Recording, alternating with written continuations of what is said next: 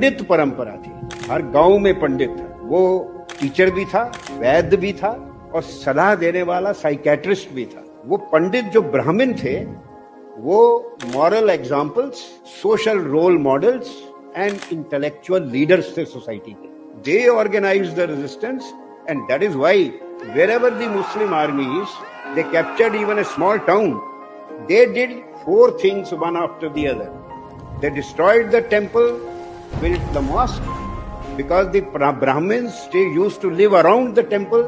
They slaughtered the Brahmins wholesale because they knew that they are the ones who organized the resistance. They killed all male children 5 years and above, and they carried away number 4 all the young girls. This they did everywhere. In North India, you don't have a single big temple left.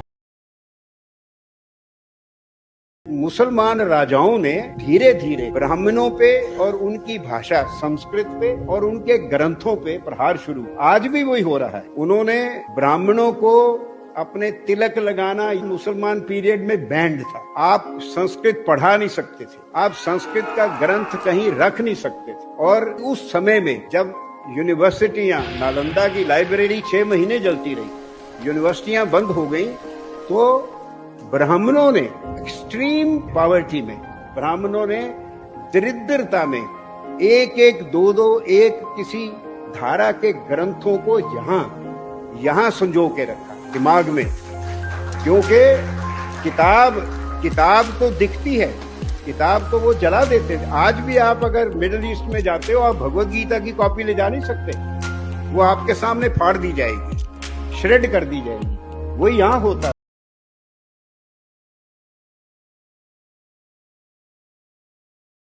पंडित जो थे वो एक पांडुलिपि को सोने से ज्यादा कीमती समझते थे।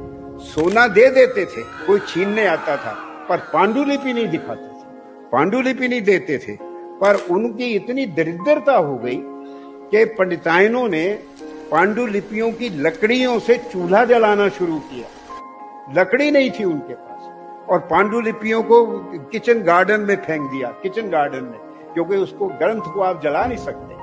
और उनके बच्चे, उन्होंने देखा कि जो लड़का, जो बच्चा अंग्रेजी शिक्षा लेता है वो तो आगे बढ़ जाता है, और ये मेरे पिताजी पांडुलिपियां संभाल के खाने के भी मोहताज हैं। तो उनके बच्चों ने संस्कृत भाषा पढ़ना, वेदों का अध्ययन और ये सब, और पुरोहितगिरी सब बंद कर दिया।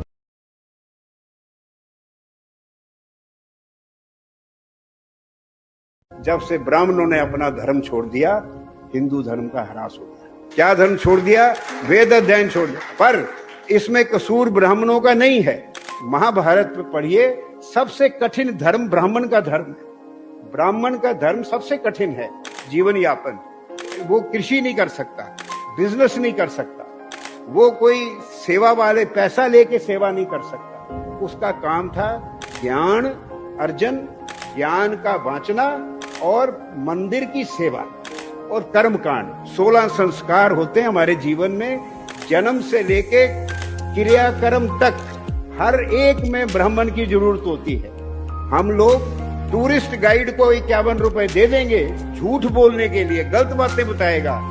पंडित अगर कहेगा जी मैं मंदिर दिखाऊं, अरे नहीं ये चोर हो। कौम पैसे की पीर हो गई है और पैसे के लिए कुछ भी करने को तैयार है, और इसीलिए हमने अपना धर्म ही छोड़ दिया। गौ, ब्राह्मण, तिलक, जनेऊ की रक्षा कौन करता है? कोई करता है? कौन क्षत्रिय करता है आजकल?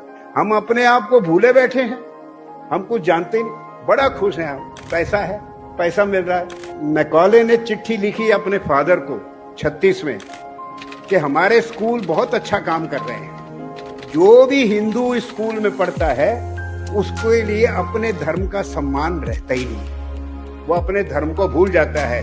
ये धर्म परिवर्तन से ज्यादा अच्छा है। आज भी हो रहा है। हमारे बच्चे स्कूलों, मिशन स्कूल जाके ये तो एकदम सीख जाते हैं।